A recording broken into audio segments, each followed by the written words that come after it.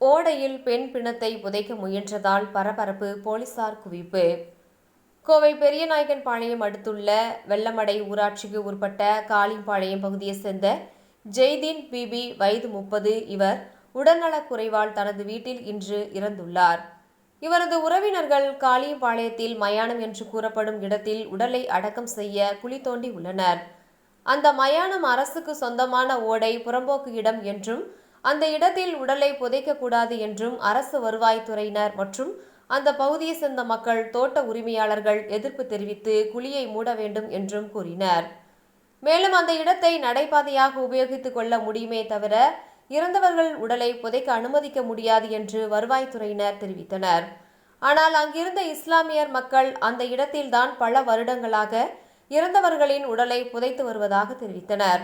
இதனால் அந்த பகுதியில் பதட்டமான சூழ்நிலை ஏற்பட்டது. தொடர்ந்து அங்கு வந்த அன்னூர் தாசில்தார், பெரியநாயக்கன்பாளையம் டிஎஸ்பி உள்ளிட்ட அதிகாரிகள் இஸ்லாமிய மக்களுடன் பேச்சுவார்த்தையில் ஈடுபட்டு வருகின்றனர். இந்த தகவல் அறிந்து அங்கு இந்து முன்னணியை சேர்ந்தவர்களும் திரண்டதால் பதற்றம் அதிகரித்துள்ளது. தொடர்ந்து 200க்கும் மேற்பட்ட போலீசார் குவிக்கப்பட்டு பாதுகாப்பு பணியில் ஈடுபட்டு வருகின்றனர்.